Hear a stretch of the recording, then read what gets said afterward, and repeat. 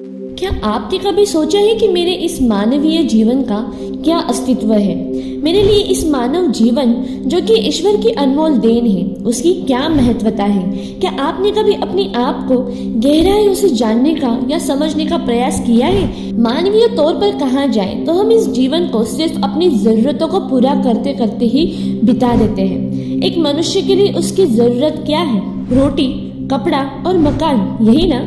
पर यह असल सत्य नहीं है। हर मनुष्य का जन्म इस धरती पर एक विशेष कारण से होता है, जिसे हम धीरे धीरे समय के साथ समझते चले जाते हैं। कई लोग अपने इस मानवीय जीवन के सत्य को समझ ही नहीं पाते, क्योंकि वो हमेशा नकारात्मक ही सोच रखते हैं। यही अंतर है नकारात्मक और सकारात्मक सोच में। जहाँ नेगेटिव सोच हमारे लिए समस्याएं पैदा करती है, वही पॉजिटिव सोच हमारे लिए नए अवसर लाती है। एक गांव में एक बहुत ही बड़ा धनवान व्यक्ति रहता था। लोग उसे सेठ धनीराम कहते थे। उस सेठ के पास बहुत ही ज्यादा मात्रा में धन संपत्ति थी, जिसके कारण उसके सगे संबंधी, रिश्तेदार, भाई बहन हमेशा उसे घेरे रहते थे।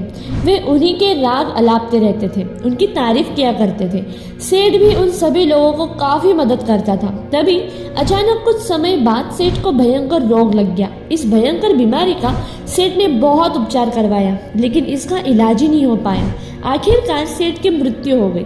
यमदूत उस सेठ को अपने साथ ले जाने के लिए आ गए। जैसे ही यमदूत सेठ को ले जाने लगे, तभी सेठ थोड़ी दूर जाकर यमदूतों से प्रार्थना करने लगे, मुझे थोड़ा सा समय दे दो, मैं तुरंत लौट कर आता हूँ। तो दूतों ने भी उसे अनुमति दे दी। सेठ लौट कर आया, चारों ओर नजरें घुमाई और वापस यमदूतों के पास आकर बोला, शीघ्र चलिए।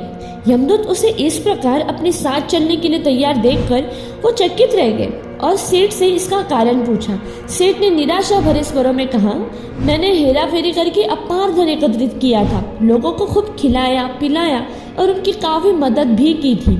सोचा था कि वो मेरा साथ कभी नहीं छोड़ेंगे।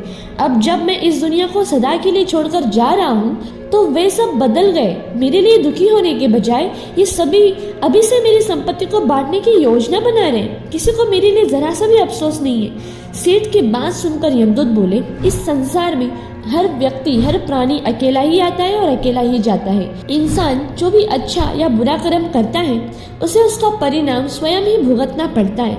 हर प्राणी इस सत्य को समझता तो है, पर बहुत ही देर से समझता है।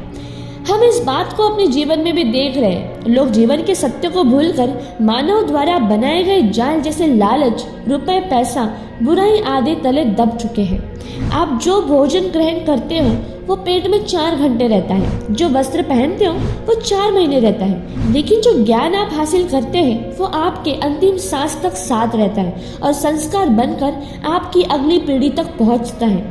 ज्ञान का बीज कभी व्यर्थ नहीं जाता। जो है जितना है सफल करते चलो, सफल करने से ही सफलता मिलती है। हर व्यक्ति को पॉजिटिव तरीके से देखो, सुनो और समझो।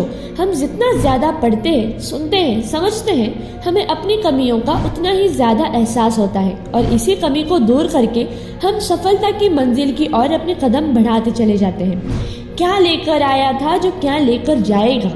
कर कुछ ऐसा जाओ कि लोग तुम्हें पीढ़ी पीढ़ी तक याद रखेंगे। दोस्तों, अगर आपको ये वीडियो अच्छी लगे तो please like, share and subscribe ज़रूर कीजिएगा और जितना हो सके उतना शेयर करिएगा, ताकि जीवन की सच्चाई हर इंसान तक पहुंचना बहुत ज़रूरी है। तो मिलते हैं नेक्स्ट वीडियो में। जय हिंद।